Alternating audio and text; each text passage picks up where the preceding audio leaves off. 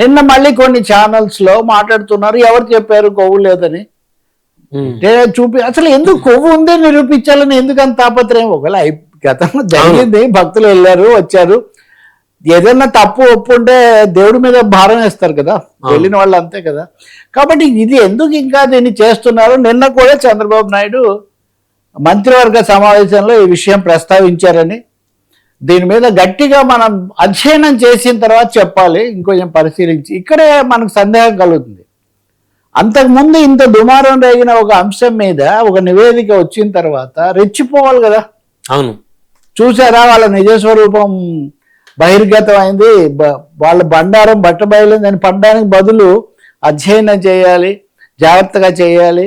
రెండవది మన మీద వచ్చే వాటిని ఎదుర్కోవడానికి మీరు అని ఇవన్నీ నిన్న చెప్పారంటున్నారు. సో బహుశా మనం ఫేజ్ 2 లడ్డు రెండో దశ ఈరోజు రేపు వాళ్ళు కొన్ని వాదనలు సమకూర్చుకొని రావచ్చు. కానీ కొవ్వు కలిసింది, మతం ఏదో దెబ్బతింది అన్న స్థాయిలో చేసిన ప్రచారం మటుకు బెడిసి కొట్టింది.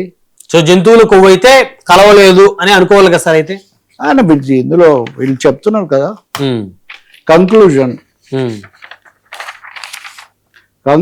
ఏం చెప్తున్నారు? Cholesterol is not detected in the samples అని చెప్తున్నారు. In the samples of ghee from TTD it is concluded that quality of ghee in the samples is very less. ఇది తక్కువ నెయ్యి ఉంది. The absence of cholesterol in the samples also suggest that the chances for presence of tallow, lard and fish oil are very low. Appearance of too unusual etc. ఇవన్నీ చెప్పి very low అన్నారంటే అంటే తక్కువ మొత్తం ఉందనే సార్? లేదు, కింద ఇంకొంచెం క్లియర్ గా అన్నారు. లార్డ్ అంటే పందులకు సంబంధించింది అయితే లేదు అనేది అయితే క్లియర్ గా చెప్పారు. Limit of detection LOD 10%, but not detected lord LARD lord. Okay, lord in any of the 4 samples. ఈ మాకు పంపిన 4 శాంపుల్స్ లో ఎక్కడ ఈ పంది కొవ్వు లేదు అనేది అయితే స్పష్టంగా రాశారు. సో ఇది కాస్త ఇప్పుడు ప్రభుత్వానికి ఇబ్బంది అంటారా?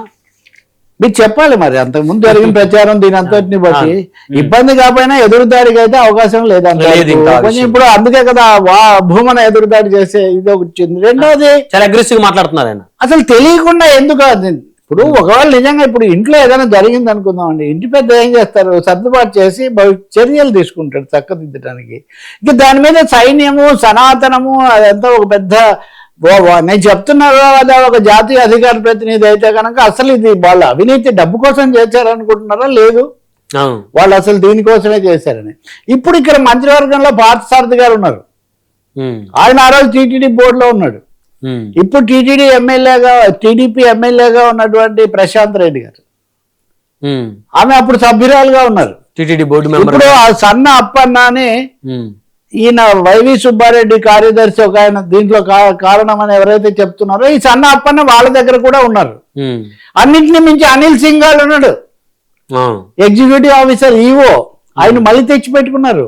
కాబట్టి వీటన్నిటిలో రాజకీయము తమ అస్మదేయులు తస్మదేయులు వ్యవహారం తప్ప ఇందులో మతము ఏదో విశ్వాసాల ఘర్షణ ఇందులో ఏం లేదు. అవినీతి అంతకుముందు వాళ్ళు 18 ట్యాంకులు పంపితే వీళ్ళు 14 పంపారని. ఇది కాకుండా భూమన ఇంకొక కొత్త వాదన కూడా తీసుకొచ్చారు. అంటే నిన్న ఒక పత్రిక హెడ్డింగ్ అదే కదా, పాలే లేవు నెయ్యి ఇది అని. అంటే గేదెలు ఉన్నాయా? ఇప్పుడు Andhra Pradesh dairy development corporation tender పడుతుంది, మేము పాలు సప్లై చేస్తామని. వాళ్ళ దగ్గర గేదెలు ఉన్నాయా? వాళ్ళ దగ్గర పాడుందా? వాళ్ళు సేకరించి కదా చేస్తారు. వీళ్ళు అంతకుముందు కూడా వీళ్ళు పాడుతున్నారు కదా, పాల్గొంటున్నారు కదా. సో నేను ఖచ్చితంగా వైసీపీ వాళ్ళ వాదనను బలపరిచే ప్రశ్న లేదు. అవినీతి అక్కడ జరిగిన కల్తీని అరికట్టి ఉండాలి, భారీగానే జరిగింది అంటున్నారు కాబట్టి అది తేల్చాలి. నిజంగా అయితే మొత్తం నేను చాలాసార్లు చెప్పేది న్యాయ విచారణ జరపడం చాలా మంచిది. మొత్తం వ్యవహారాల మీద దళారులు కొంతమంది ఉన్నారు, వాళ్ళు అక్కడే తిష్ట వేసి ఉంటున్నారు. ఇప్పుడు పరకామణి ఉంది, పరకామణి కేసులో రవికుమార్ అనే ఆయన ఎవరైతే ఉన్నారో ఆయన దగ్గర ఆస్తులు రాయించుకోవాలి అని తీర్మానం చేసినప్పుడు అందులో కూటమిలో వాళ్ళు కూడా అక్కడ ఉన్నారు.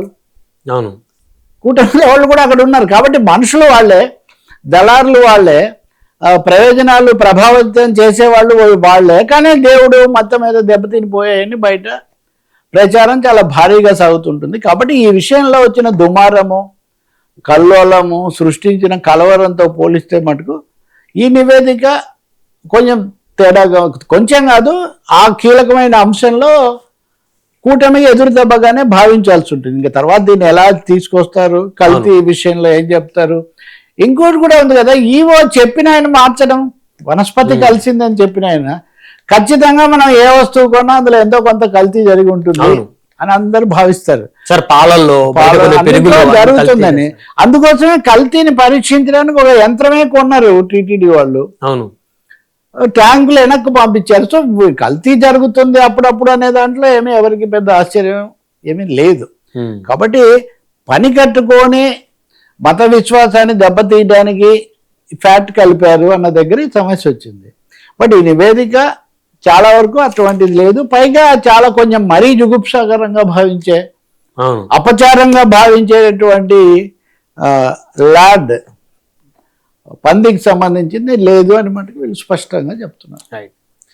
తర్వాత ఏం జరుగుతుంది, తర్వాత పవన్ కళ్యాణ్ ఇదంతా జరుగుతున్నప్పుడు ఆయన లేరు, ఏం జరుగుతుంది మనం చూడాలి, నేర్చుకోవడం మంచిది. ఏం జరుగుతుంది రాజకీయంగా ఎలా ఎదుర్కొంటారన్నది ఏ పార్టీకి ఆ పార్టీ చూసుకోవచ్చు. కానీ ప్రజల విశ్వాసానికి సంబంధించిన విశ్వాసాలను దెబ్బతీయడానికి సంబంధించి మటుకు ఇలాంటి క్రీడలు, రాజకీయ క్రీడలు ఆడకుండా ఉండటం చాలా మంచిది.